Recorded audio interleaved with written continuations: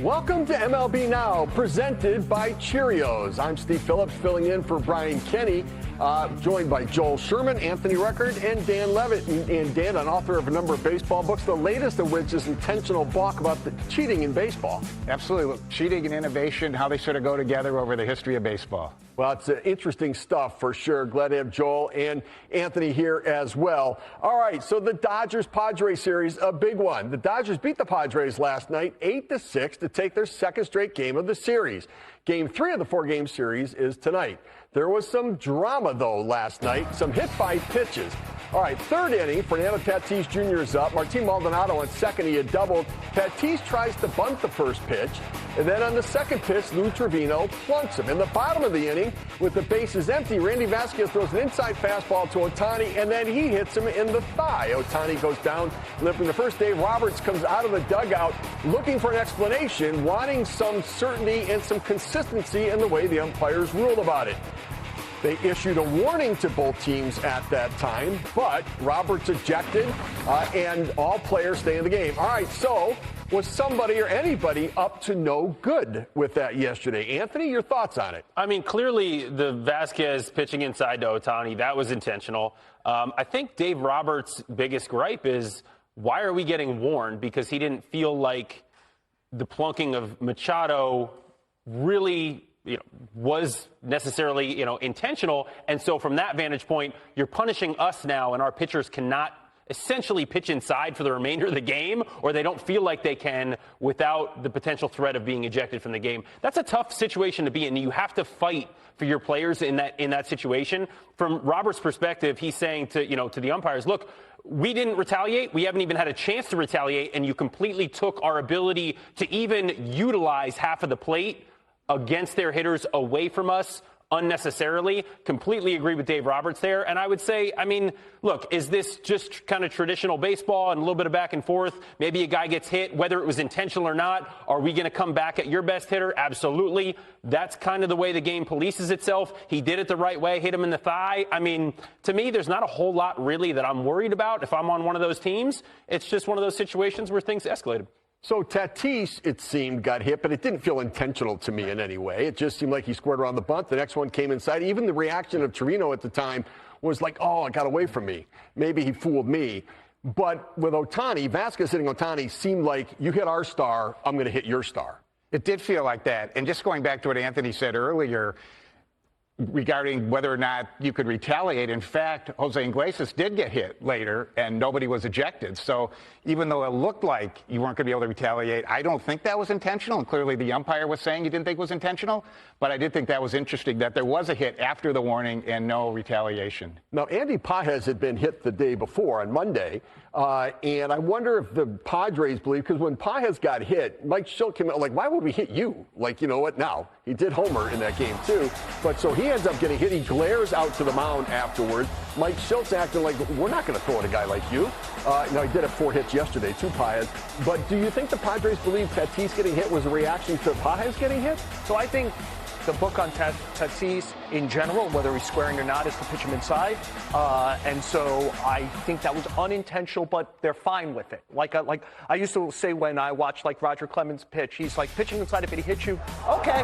I think they were like, okay, right. If it hits you, it hits you. Right. I think Vasquez was on purpose, but I think this is within the context of this is now the Yankees and Red Sox in the sport. These two teams despise each other. They've met a couple of times in the postseason now. The proximity of where they are, the Padres not wanting to be the little brother and building up payroll and building up stars. This is within the context of what I actually like in baseball, which is when two teams don't like each other. And this is actually good. You don't want to see anybody get hurt. But I like the hatred. I see too much fraternization on the field. This is better. Yeah, I will say, though, that I like to see the first strike offender penalized as opposed to looking for retaliation. But do you think that Tatis was hit on purpose? No. So no. Right. So I think instead of issuing a warning, throw Vasquez out of kick Vasquez out of the game would have been what I would have preferred to have done. But he didn't do it that way. So we'll see what happens tonight in that one, in Game 3 of the series. All right. It's very hard to miss that bad with the right-handed pitchers. So for me, it's you know, if you're going to do it, own it, and there's no misfire, right? Things happen in baseball, you know. I mean, you know, guys are trying to pitch in, guys are looking to make quality pitches. You know, Trevino got Toddy to open the game when he was the opener in the game at our place, and you know, he got him again today, and you know, I didn't feel real good, and you know, just trying to make quality pitches and you know, fight for the inner half part of the plate, and ball got away from Vasquez. So I understand that they have to do it at that point, and you know, there wasn't any complaint from my side. He hasn't come close, and for me, it's like if they feel that's warranted on their side, part of baseball, if that's what they feel, and I give them credit because they hit him in the leg, own it, and we move on. But it's not a misfire. I do feel it was intentional, and again, that's part of baseball, which we all understand. Guys were getting hit, Dave thrown out, balks all over the place. That game was bananas. Ballpark cam up and running in Los Angeles. That's why you Padres guys love Mike Schill. and Dodgers, he doesn't give a heck. The West is wild, by the way. Mike Schill was managing that game like he wanted it bad, but the Dodgers shut the door. Our Padre is in studio with us, Jake Peavy. Good morning to you. Love having you with us. I was watching that game from start to finish. They don't like each other from the very first pitch. It is very apparent. The crowd is electric. This is it. This is the rivalry. How'd we get here, Jake? Well, we got here.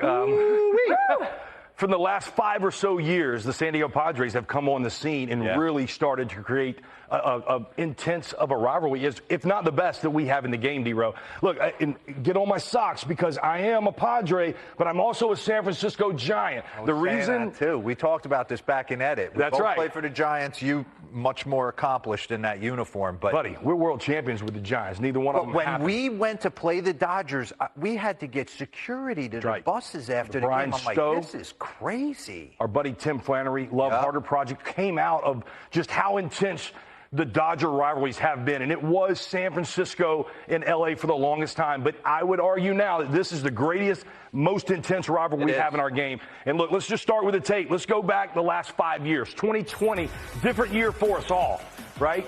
We're going to get Clayton Kershaw fired up in this segment. Y'all remember Trent Grisham? You got to think. In 2020, no fans in the stands. Guys can hear each other chirping in a way that started causing this. Now here is the postseason. Robert, lock in on Gratterall. Now 21 goes the way they do. 22, Padres at home slay the Dragons. The Dodgers would get into the postseason, I think, and not play with the edge that you see them play with now and what was able to punch through and win the World Series. In that 2022 series, the Dodgers seemingly thought, we're the better team, we're just going to show up and play our game. That did not happen. Now let's fast forward to last year. We all know what transpired. Dodgers win the World Series. Let's take you there. This is Mr. Irrelevant. This got Jerks and Profar going. Will Smith calls him irrelevant. Jerks and Profar doesn't like it. The bench is clear. Will's not he stands on business. I've been around it. Now look, remember the postseason? Mr. Irrelevant goes into the stands, taunts some right here, makes a great play. Watch this. Alex Vesia jersey, I see you. Taunts the fans. This got ugly. Jack Flaherty, Manny Machado. Flaherty tells him to go sit down. You can't do that. Manny, look, as much as you want to, you can't do that. Punch him out. You said enough. Here it goes now. Manning gets the ball, throws it towards the dugout with some ump on it. That was when we hit, like, well, look, all bets are off now. Look, that woke the Dodgers up. Oh. But you see right here, these teams do not like each other, and I like it.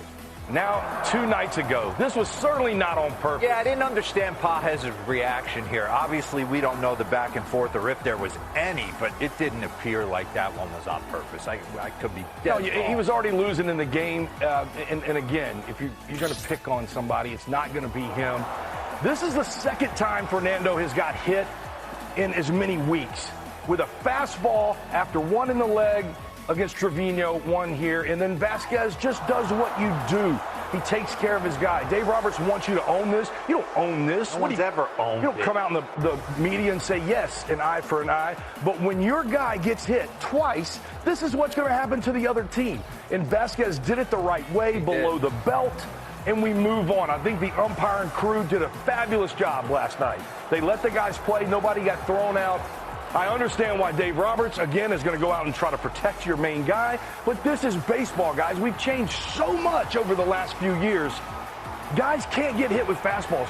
Merrill is already out of this Padre lineup. Yes. If something happens like happened with Bryce Harper to Fernando Tatis, the Padres have no chance now on paper to keep up with the Dodgers. So, look, took you through a lot there, but I'm telling you, when these two teams play, get the television on. The stakes are high. Yeah, and you know this real quick, like, I get it. You want to let the guys play and you want to let them have fun and the bat flips, and I get it. I've softened to it. But you drill our best player in the back multiple times, your best player's getting it. You expect to see anything today? No, it's over. That's exactly how stuff gets taken care of. And like I wanted to see with Philadelphia. Yeah. When Philadelphia, Bryce Harper gets taken down by Spencer Strider, you just go ahead and eye for an eye. One of your guys is going to take a fastball. No damage done. These two teams play on. I'm sorry that some people don't like this. I know. But it's just the way the game has to go when you're going to talk about staying healthy for the marathon. I agree. It is our MLB Network Showcase game tonight.